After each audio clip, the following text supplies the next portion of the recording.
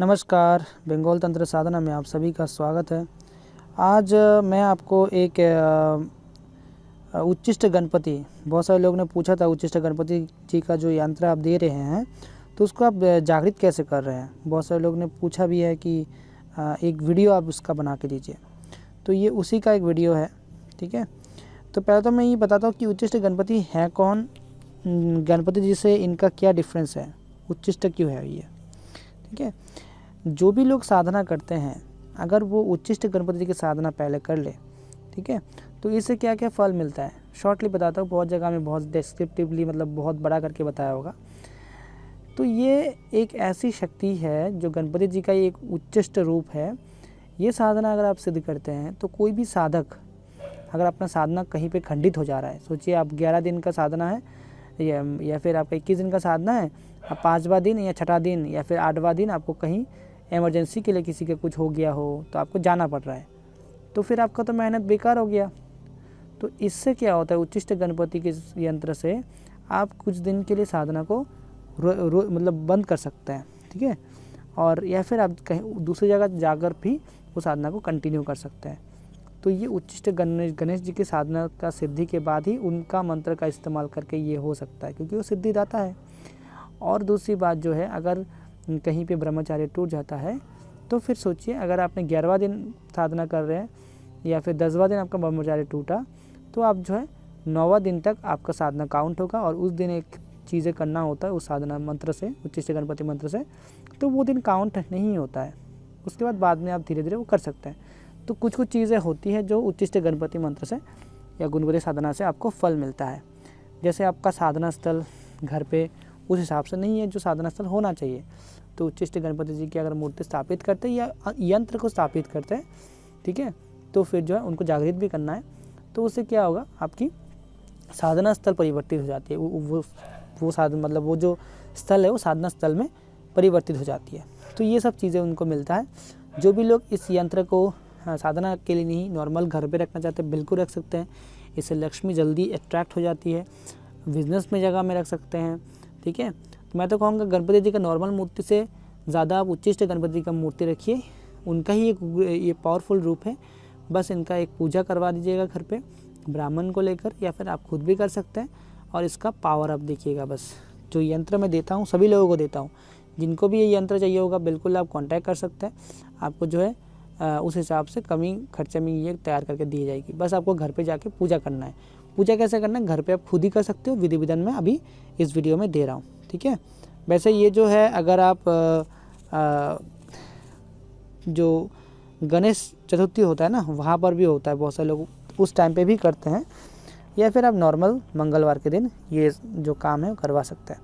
ठीक है ना, जैसे इसमें अगर विधि बताऊँ क्या क्या सामान लगता है, इसमें हवन सामग्री वगैरह लगेगा पहले तो। और उच्चिष्ट गणपति जी की साधना में साधक जो है जो भी चीज़ें नियम साधना का होता है वही चीज़ का पालन करना पड़ेगा। और सामान के अंदर यहाँ पे पान, इलायची, सुपारी ये सब चीज़ें लगेगा। और क्योंकि ये सब चीज़ों का यहाँ पे ज़रूरत पड़ता है। और जितने भी आपका कामना रहेगी अलग अलग कामना के लिए अलग अलग वस्तु यहाँ पे हम लोगों को देना होता है। तो अभी मैं 3 ही यहाँ पे दे रहा हूँ, हो सकता है 3 से ज़्यादा आपका कामना ना हो, पहले 3 ही रखिए। और अगर सोचिए किसी का वशीकरण करना है इस साधना के अंदर ये मंत्र के द्वारा तो वो भी कर सकते हैं, उसमें इलायची का प्रयोग करना है। ठीक है, किसी भी आपको फल का कामना करना है तो उसमें आपको सुपारी का जो है प्रयोग करना है। सोचिए आप एग्ज़ाम में पास हो जाए उसके लिए आप सुपारी के यहाँ पे उच्चिष्ट गणपति को चढ़ाएंगे। ठीक है, धन की वृद्धि के लिए आप गुड़ का यहाँ पे प्रयोग करेंगे। सर्व सिद्धि पाने के लिए आप तंबूल का आपको जो है प्रयोग यहाँ पे करेंगे। ठीक है, अभी ये यंत्र जो है, यंत्र आप देख पा रहे होंगे स्क्रीन पर। इस यंत्र को आपको भोजपत्र में अनार की पेन से, ठीक है, अष्टगंध या फिर सिंदूर में बनाना है। ठीक है, एक ही बनाना, एक ही बार में बनाना, ऐसा नहीं है कि आप आधा आधा करके एक ही दिन में करना है, अच्छे से करना है। और बीच में देखिए लिखा है मंत्र जो हस्ती पिशाची लिखे स्वाहा, इस मंत्र का आपको एक माला जाप करना है। ठीक है, यहाँ पे हवन भी होगा लेकिन उसके पहले ये मंत्र का जाप आपको करना पड़ेगा। ठीक है, एक माला आपको इस मंत्र का करना है। जो भी यंत्र रहेगा, जो भी मैं यंत्र भेजता हूँ उसको आप लेमिनेशन करवा लीजिएगा। अगर आप खुद कर रहे तो अलग बात है। और लेमिनेशन करवाने के बाद उसमें हाथ रख के ये मंत्र का एक माला किया। उसके बाद आपको करेंगे दूसरा मंत्र। दूसरा मंत्र का क्या है? ओम अस्त श्री उच्चिष्ट गणपति मंत्रस्थ कंकोल ऋषि विराध छन्न श्री उच्च गणपति देवता मम अभिष्ट, जो भी आपका कामना हो या सर्वाभिष्ट सिद्धार्थ जापे विनियोग। इस मंत्र का आपको एक माला करना है।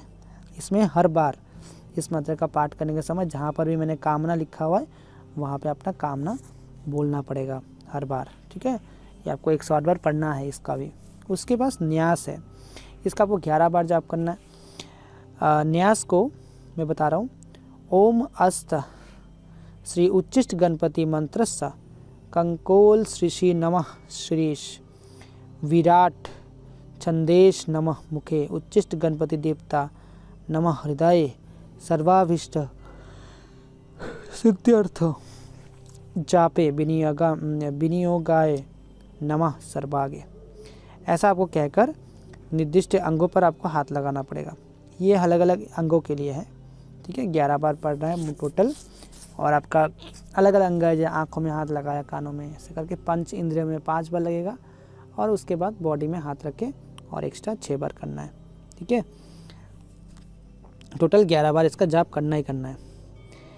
और उसके बाद जो है मंत्र है ओम हस्ति अंगुष्ठाभंग नमः हृदयाय नमः ओम पिशाची तर्जनी भंग नमः शीर्षे स्वाहा।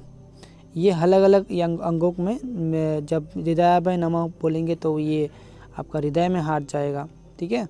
ऊपर वाला मंत्र को आपको 11 बार पढ़ लिए। उसके बाद इस मंत्र का जैसे मैंने बोला ओम हस्ति अंगुष्ठाभंग नमः हृदयाय नमः, इसमें हाथ को जो उंगली की जो उंगली है हाथ की उंगली से आपको हृदय में टच करना है।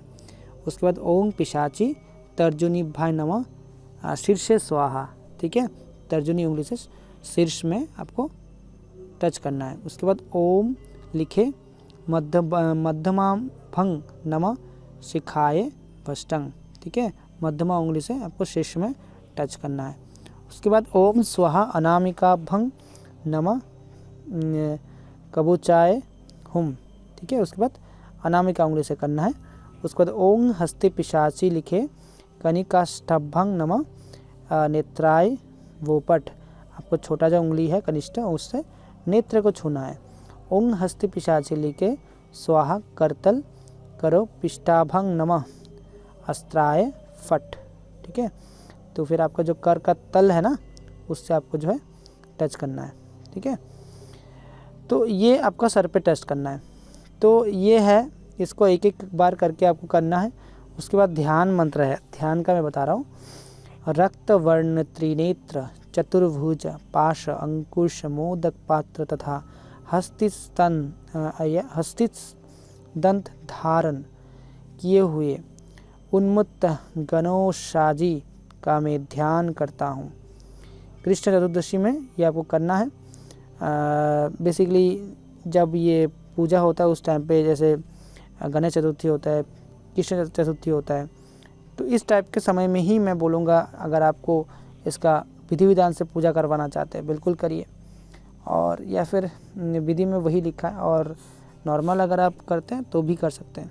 इसमें नित्य अगर आपको दशांश हवन करना है तो 8000 का जाप करके हवन करना पड़ेगा ये ध्यान मंत्र का। मेरे एक दो शिष्य हैं प्रशांत, उन्होंने अपने घर में स्वयं ब्राह्मण को लेकर ये जो मंत्र है ध्यान मंत्र, इनका 8000 जाप करके हवन करवाया है। उसके बाद जो है भोजन के पूर्व जो गणपति को नियमित आपको ग्रास निकालना पड़ेगा। ऐसी मान्यता रखता है कि बहुत सारे लोग सोचते हैं कि उनका जो भी सामने हम लोग प्रसाद देते हैं पूजा के पहले, तो वो पूजा के बाद जो है सब में वितरण कर देना चाहिए उसी टाइम। ऐसा नहीं करना चाहिए हमेशा। और एक चीज़ याद रखिएगा, जो घट होता है ना, घट, बहुत सारे लोग पूजा में जानते हैं कि घट क्या होता है, तो वो घट एक बैठाना पड़ता है जो भी लोग नहीं बैठाते उनको मैं बोल देता हूँ। उसमें एक आम का पल्लव चाहिए, हल पल्लव में आपको सिंदूर से आपको उसमें एक निशान बनाना है, कोई भी फोटा देना है, जैसे फोटा देना है, दुब्बा, ठीक है। अब दुर्बा को आप लोग जो भी बोलते हैं यहाँ पे दुर्बा ही बोलते हैं, ठीक है। घास होता है ना, घास का बनता है वो दुर्बा होता है। उसके बाद वहाँ पे धान जो होता है, धान देना पड़ता है, जिसे राइस भी बोलते हैं। तो वो राइस का जो शुरुआती हिस्सा रहता है येलो कलर का, तो धान वो लगेगा यहाँ पे, ठीक है।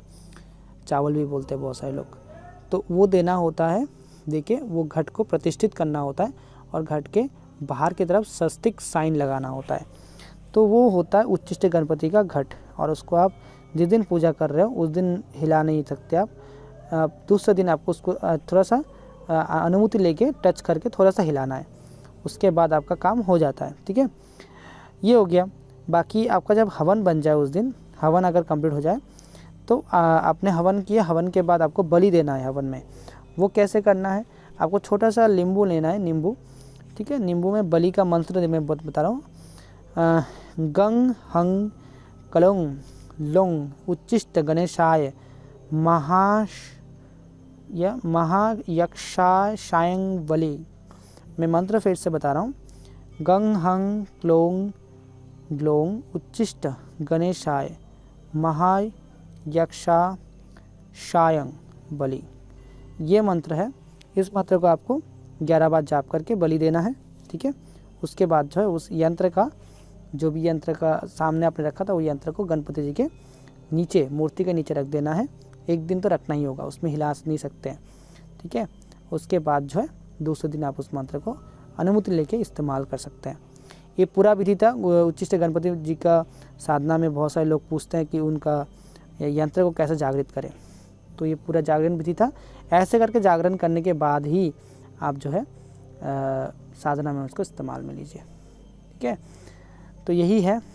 बहुत सारे लोग इसके बारे में बहुत डाउट कर रहे थे। बाकी देखो, कुछ अगर छूट गया हो, आप मुझे फिर भी व्हाट्सएप में कांटेक्ट करके ये चीज़ करिएगा। डायरेक्टली वीडियो देख के मत करिएगा, क्योंकि देखो कुछ ना कुछ छूट जाता ही है, पूरा चीज़ नहीं निकलता है।